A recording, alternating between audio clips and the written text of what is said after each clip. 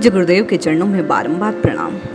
अक्सर ये प्रश्न पूछे जाते हैं कि कौन सा नाम अधिक फलदायी है, किस नाम का जप तत्काल लाभदायक है, किस विधि से नाम जप किया जाए, कैसे नाम जपा जाए, नाम जप का मूल क्या है, कब नाम फलदायी होता है, नाना प्रकार की जिज्ञासाएं।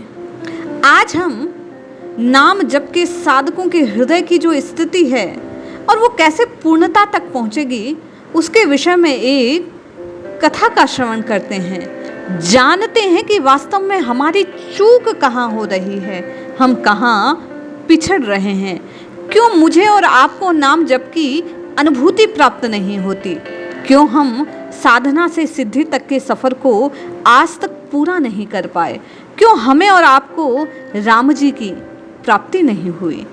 आइए कथा को श्रवण करते हैं, समझते हैं और उसके मर्म को जीवन में उतारते हैं और अपने नाम जप को सार्थक करते हैं। हम और आप नित्य नए नए वक्तव्य सुनते हैं और हमें लगता है ये मंत्र, ये चौपाई, ये नाम अधिक फलदायी है और जिस नाम को हमने ग्रहण किया था उसे छोड़ देते हैं।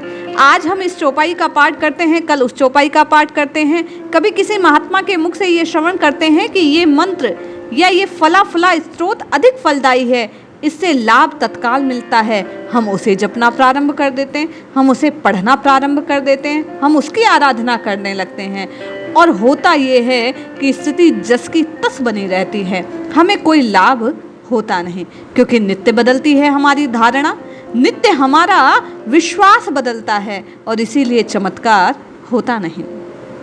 एक युवा जो किशोर हो रहा था, एक दिन रास्ते से गुजरते हुए उसे मन में ये भाव आया कि मुझे क्या करना चाहिए। उसी समय उसने एक धनी व्यक्ति जो ठाट बाट से रह रहा था उसे देखा और उसके मन में ये विचार आया कि मुझे धनवान बनना चाहिए, ये सबसे अच्छी बात है। इसलिए उसने कई दिनों तक कठोर परिश्रम किया, लगन से काम किया और कुछ पैसे भी इकट्ठे कर लिए। इस कार्य के लिए वह लगा ही था कि एक दिन उसने एक विद्वान से देखा उसे, उसकी विद्वता के वह बड़ा प्रभावित हो गया। कमाई का ख्याल उसके दिमाग से निकल गया और अब उसके सिर पर भूत सवार हो गया विद्वान बनने का। वह शास्त्रों का अध्ययन करने लगा, पंडितों के बीच बैठने लगा, नई बातें सीखने लगा। अभी सीखना प्रारंभ किया था कि एक दिन उसकी भेंट एक बड़े संगीतज्ञ से हो गई। आज उसका ध्यान संगीत की तरफ आकर्षित हो गया। उसने देखा कि संगीत के प्रभाव से इस व्यक्ति का कैसा नाम और यश है, कैसा धन से प्राप्त हो रहा है। अब तो वह अपना पढ़ना लिखना सब भूल गया, अध्ययन की बात दूसरी ताक पर रख दी और वह संगीत सीखने के लिए उस संगीतज्ञ के पास रहने लगा।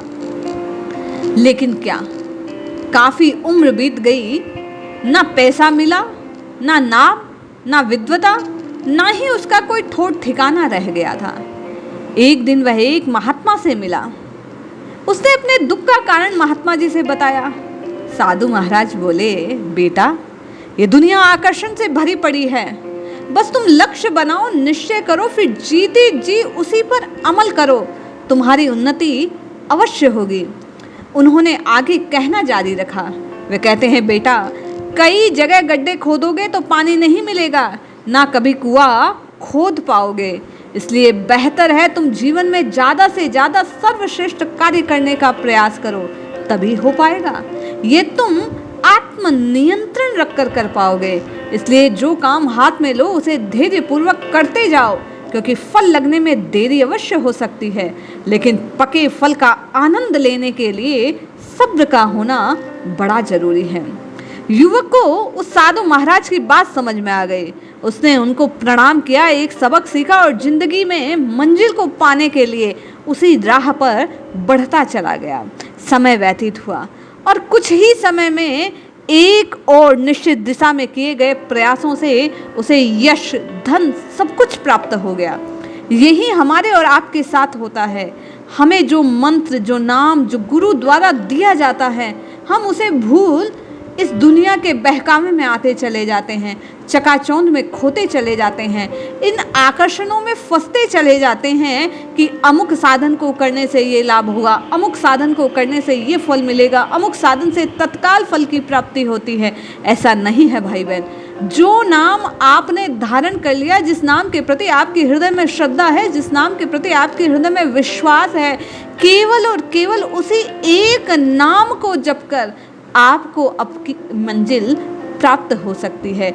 इसलिए सारे दूसरे जो बैसाखियां हैं उनको छोड़कर केवल और केवल एक के आश्रित होकर एक की शरण को ग्रहण करके, वो आपके हृदय की बात है, आपको जो भा जाए, राम कृष्ण हरि शिव राधा, जिस नाम के प्रति आपकी प्रीति हो, जिस नाम के प्रति आपके हृदय में विश्वास हो, जिसके प्रति आप में शरणागति का भाव पुष्ट हो रहा हो, उस एक को पकड़कर केवल और केवल केवल उसी का आश्रय लेकर आप नित्य निरंतर अपने साधन को पुष्ट कीजिए, लाभ अवश्य होगा। जय श्री हरि।